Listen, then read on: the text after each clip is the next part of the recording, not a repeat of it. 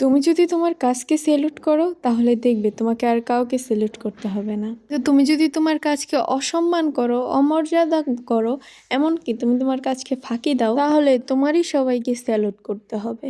শেষ নিঃশ্বাস পর্যন্ত আমাদের চেষ্টা করা উচিত, হয় আমাদের লক্ষ্য অর্জন হবে আর না হয়তো জ্ঞান অর্জন হবে।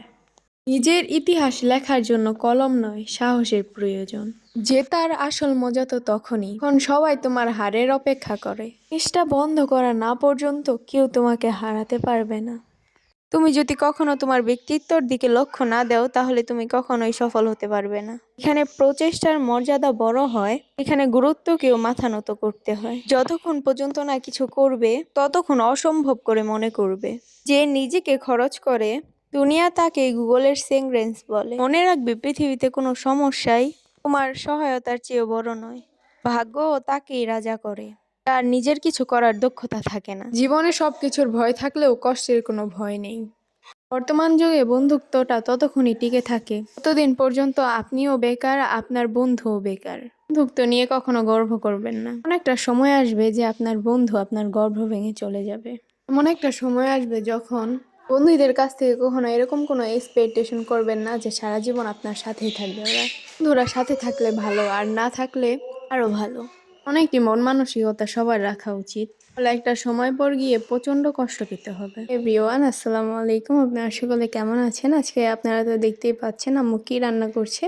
অবশ্য আপনাদের বলে বোঝাবো না, আপনারা অনেকেই চেনেন এটা কি। এটা হলো গরুর বট। আজকে আম্মু ওইটি সুন্দর করে ক্লিন করে গরুর বট রান্না করছে। যেভাবে রান্না করছে, আপনারা যদি এই রান্নাটাকে হুবহুব ট্রাই করেন তাহলে অবশ্যই বুঝতে পারবেন এটার টেস্টটা।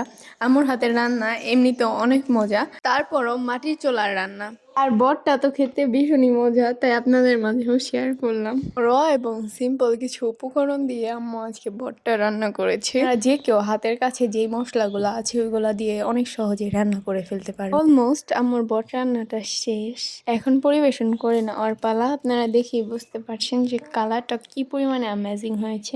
চুলার জালটা এ পর্যায়ে নিভিয়ে দিল। চুলাটা একদম দগদগা আগুন। কাঠলির চুলার এই দগদগা আগুনটা কিন্তু অসম্ভব লেভেলের সুন্দর। আমাদের ভিডিওটা আপনার কেমন লাগলো অবশ্যই কমেন্টে জানাবেন। আমাদের ভিডিওটি ভালো লাগলে অবশ্যই লাইক করবেন, কমেন্ট করবেন, বেশি বেশি শেয়ার করবেন অ্যান্ড আমাদের পাশেই থাকবেন। অ্যান্ড চ্যানেলটা সাবস্ক্রাইব করতে একদমই ভুলবেন না। আমার এডিট করতে এসেও জিভে জল চলে আসছে। যতটা না সুন্দর হয়েছে, খেতে তার থেকে বেশি মজাদার ছিল এবং সুন্দরও ছিল। একটা মাশাআল্লাহ অনেক সুন্দর এসেছে। সবাই ভালো থাকবেন, সুস্থ থাকবেন, নিরাপদে থাকবেন। আমার পক্ষ থেকে আপনাদের জন্য অনেক অনেক ভালোবাসা এবং অনেক অনেক দোয়া রইল। আমার জন্য আপনারা সবাই দোয়া করবেন। আজকের ভিডিওটা আমি এখানেই এন্ড করছি। অন্য আরেকটি ব্লগে কথা হবে অ্যান্ড দেখা হবে।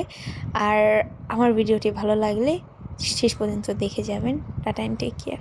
আসসালামু আলাইকুম।